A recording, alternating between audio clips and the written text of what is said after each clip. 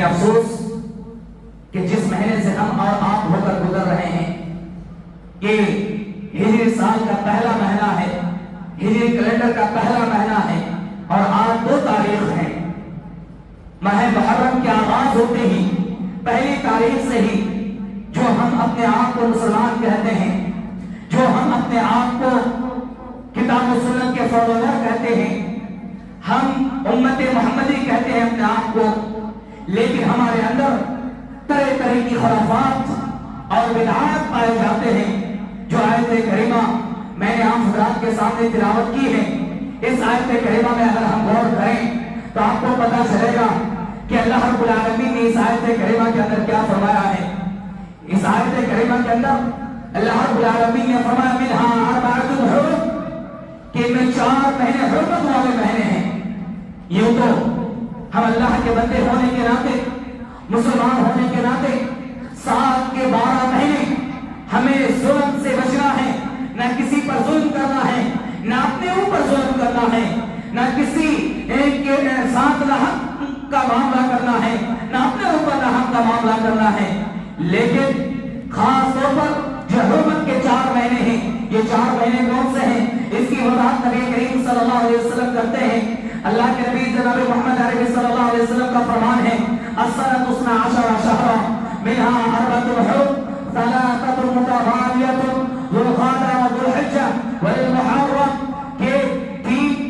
پیدر پہ ہیں۔ یہ جو حرمت کے 4 مہینے ہیں ان میں پیدر پہ 3 مہینے ہیں جو اس سے پہلے 2 مہینے گزر چکے ہیں، یعنی ذو القعدہ کا مہینہ اور ذو الحجہ کا مہینہ، اور یہ پہلا مہینہ جو ہجری کیلنڈر کے پہلا مہینہ ہے یعنی ماہ محرم، اور ایک 4تھا مہینہ ہے وہ رجب المضر الذي بین جمادی و شعبان، کہ رجب کا مہینہ جو شعبان اور جمادی کے درمیان کا مہینہ ہے۔ یہ 4 مہینے ہیں جن میں خاص طور پر ہمیں اپنے نفسوں پر یا کسی پر ظلم کرنے سے بچنا چاہیے۔ فلا تظلموا فیہن، کہ اس میں ظلم نہ کرو، اس میں اپنے آپ پر ظلم نہ کرو۔ ظلم کی مختلف تعارف کیا گیا ہے، مختلف معنی بیان کیے گئے ہیں، لیکن جو سب سے پہلا معنی بیان کیا جاتا ہے وہ یہ کہ اس مہینے میں خاص طور پر جب وہ جدال، لڑائی جھگڑے سے ہمیں اور آپ کو بچنا چاہیے۔ یہ حرمت کے 4 مہینے ایسے مہینے ہیں جن کی حرمت کی پاسداری صرف امت محمدیہ ہی نہیں بلکہ آپ تاریخ کا مطالعہ کریں، سیرت کو پڑھیں تو آپ کو پتا چلے گا کہ مشرکین مکہ بھی ان کی پاسداری رکھتے تھے، ان کا لحاظ رکھتے تھے، ان کی حرمت کا لحاظ کیا کرتے تھے،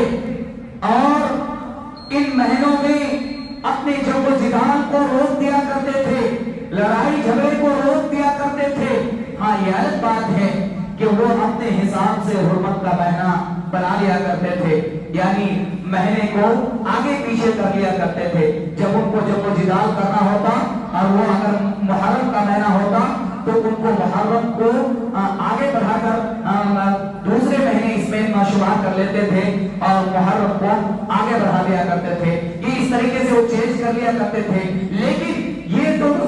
واضح ہے کہ وہ بھی اس کی پاسداری رکھتے تھے۔ لیکن آج افسوس کہ ہم اپنے آپ کو مسلمان کہتے ہوئے بھی اس کی پاسداری نہیں رکھتے۔ اس مہینے میں ہم نے سب سے زیادہ ظلم کیا ہے تو اپنے نفسوں پر ظلم کیا ہے۔ آپ اس مہینے کی شروعات سے ہی دیکھیں کہ کس طریقے سے ہم اپنے آپ کو دین سے دور کرتے ہوئے چلے جا رہے ہیں، اور دین سے اپنے آپ کو دور کرنا یہ بھی ہمارے لیے اپنے اوپر ظلم کرنا ہے، کیونکہ اگر ہم دین سے دور ہو جائیں گے، ہم نبی کریم صلی اللہ علیہ وسلم کی شریعت سے دور ہو جائیں گے، ہم فرمان ربانی سے دور ہو جائیں گے، تو ظاہر سی بات ہے دین سے دور ہونے پر ہم سے گناہیں سرزد ہوں گے، ہم دوسروں کے مال کو ہڑپ لیں گے، ہم دوسروں کے ساتھ ناانصافی کریں گے، ہم دوسروں کے ساتھ وعدے خلافی کریں گے، ہم مالوں میں خیانت کریں گے، ہم امانت دار نہیں رہ سکتے۔ کہ اس طریقے سے ہم اپنے آپ پر ظلم کرتے ہیں، اور اس سے بڑھ کر ظلم تو یہ ہے جو اس مہینے میں سب سے زیادہ کیا جاتا ہے، وہ یہ کہ بعض لوگ اس مہینے کو غم کا مہینہ قرار دیا ہے، اس مہینے کو اپنا سرب کا مہینہ قرار دیا ہے، اور روزے ایک مہینہ جب سے شروع ہوا ہے اسی دن سے اس مہینے کو غم کا مہینہ قرار دیتے ہوئے اپنے اوپر ظلم یہ کرتا ہے کہ اس مہینے میں شادی نہیں کرنا ہے، اس مہینے میں اچھے کام نہیں شروع کرنا ہے، اس مہینے کے اندر نکاحیں نہیں کرنی ہے، کیونکہ یہ حرمت کا مہینہ ہے۔ اس سے بڑھ کر جو ظلم کیا جاتا ہے وہ یہ کہ ہم کسی کے مرنے پر، کسی کے فوت ہونے پر ہم غمزدہ ہوتے ہیں اور پھر ہم اپنے آپ پر گریبان چاک کرتے ہیں، گالوں کو مارتے ہیں اور اپنے آپ کو طرح طرح کی اذیتیں پہنچاتے ہیں، جبکہ یہ ساری چیزیں اسلام میں منع ہیں۔ اس کے بارے میں میں آپ کو بتا دوں، اللہ کے نبی جناب محمد عربی صلی اللہ علیہ وسلم نے فرمایا کہ لیسا منا من لطم الخدود، کہ وہ ہم میں سے نہیں ہے جو اپنے گالوں کو نوچے، جو اپنے گریبان کو چاک کرے۔ یعنی یہ ماتم کا مہینہ قرار دے کر اس مہینے میں ماتم کر کے کالا لباس پہن کر سوگ منانے کے نام پر اپنے گریبان کو چاک کرنے والے، اپنے گریبان کو گوبھی کرنے والے، اپنے چہرے کو نوچنے والے، یہ یاد رکھیں نبی کریم صلی اللہ علیہ وسلم کا فرمان ہے کہ وہ ہم میں سے نہیں جو کہ انجام کرتے ہیں، جو نوحہ کرتے ہیں، یہ ہم میں سے نہیں، یعنی مسلمان کی گروہ میں سے نہیں ہو سکتے میرے بھائی اور دوستو۔ لیکن افسوس کا مقام ہے کہ اس مہینے میں ہم بڑھ چڑھ کر کے کام کرتے ہیں۔ ہمیں معلوم ہے کہ یہ بات اور یہ کام اس لیے کیے جاتے ہیں کہ اس ماہ محرم کے 10ویں تاریخ کو جو حادثہ پیش آیا، ہم میں سے سب کو اس کا افسوس ہے۔ کون ایسے مسلمان ہو سکتے ہیں جن کو اس کا افسوس نہ ہو؟ سب کو افسوس ہے کہ نواسے رسول اللہ صلی اللہ علیہ وسلم کے ساتھ جو واقعہ پیش آیا، جو حادثہ پیش آئے، وہ سب کو افسوسناک ہے اور سب اس پر افسوس کرتے ہیں۔ لیکن اس کا مطلب تو یہ نہیں کہ ہم ہر سال اور ہر دن اس کا شوق منائیں اور اس کے نتیجے میں ہم اپنے آپ کو نقصان پہنچائیں۔ میرے بھائی اور دوستوں، بات کبھی ہوگی، یہ کہنے پر لوگ کہتے ہیں کہ انہیں صحابہ کرام سے محبت نہیں، انہیں آل بیت سے محبت نہیں۔ میں یہ کہنا چاہوں گا کہ ہم سے زیادہ آل بیت سے محبت کرنے والا اور کوئی نہیں ہو سکتا، لیکن یہ بھی حق ہے، یہ بھی سچ ہے کہ صرف محرم کے مہینے میں 10ویں تاریخ کو حضرت حسین رضی اللہ تعالیٰ عنہ کے ساتھ یہ حادثہ نہیں ہوئے، بلکہ اس سے بھی پہلے ذلیل القدر صحابہ کرام کی وفات ہوئی ہے، ان کی بھی شہادت ہوئی ہے۔ آپ کو معلوم ہے حضرت عمر فاروق رضی اللہ تعالیٰ عنہ کو کیوں نہیں یاد کیا جاتا؟ حضرت حمزہ رضی اللہ تعالیٰ عنہ کو کیوں نہیں یاد کیا جاتا؟ حضرت حمزہ رضی اللہ تعالیٰ عنہ وہ صحابی رسول ہے جن کے ساتھ اس سے بھی بدتر کام کیے گئے تھے، ان کے کلیجے کو نکال کر دانتوں سے چبایا گیا تھا، اور وہ کون صحابی تھے؟ حضرت حمزہ رضی اللہ تعالیٰ عنہ بھی اللہ کے رسول صلی اللہ علیہ وسلم کے رشتہ داروں میں سے تھے، اور اس کے علاوہ اور بھی دیگر صحابہ کرام تھے، ان کو کیوں نہیں یاد کیا جاتا؟ اگر اس طریقے سے ہم غم منانا شروع کریں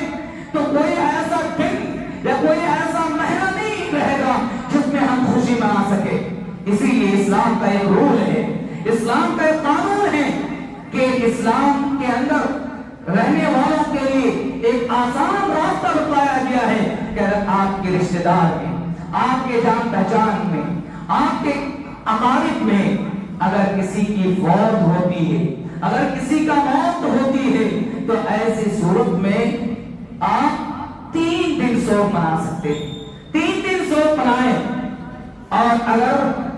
بیوہ عورت ہے یعنی شوہر کا انتقال ہوا ہے تو 4 مہینے 10 دن۔ اس سے زیادہ کسی کے لیے اسلام میں سوگ منانا اجازت نہیں دیتا، سوگ منانے کی اجازت نہیں دیتا۔ اس لیے میرے بھائی اور دوستو، ہمیں اور آپ کو چاہیے کہ ہم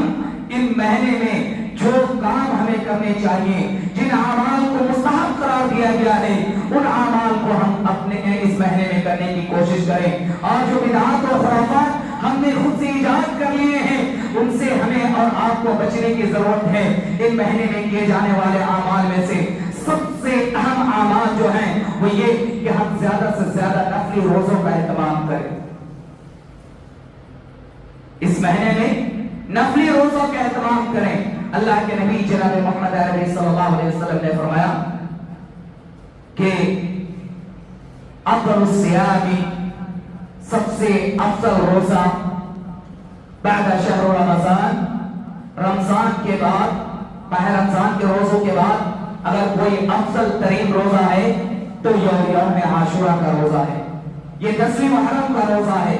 اور یہ روزہ نبی کریم صلی اللہ علیہ وسلم ہجرت سے پہلے یعنی دور مکہ میں بھی رکھا کرتے تھے، اور پھر ہجرت کرنے کے بعد جب مدینہ آئے تب بھی آپ اس کا اہتمام کیا کرتے تھے، اور صحابہ کرام کو بھی ان کی ترغیب دیا کرتے تھے، صحابہ کرام کو بھی ان کا حکم دیا کرتے تھے۔ پھر اللہ کے رسول جناب محمد عربی صلی اللہ علیہ وسلم کو بتلایا گیا کہ یہ روزے کا اہتمام یہود و نصارہ بھی کرتے ہیں۔ پھر اس صورت میں اللہ کے نبی جناب محمد عربی صلی اللہ علیہ وسلم نے فرمایا کہ آئندہ سال اگر اللہ رب العالمین نے توفیق دی تو یوم التاسع کو بھی اس کا اہتمام کیا جائے گا، روزے رکھیں گے۔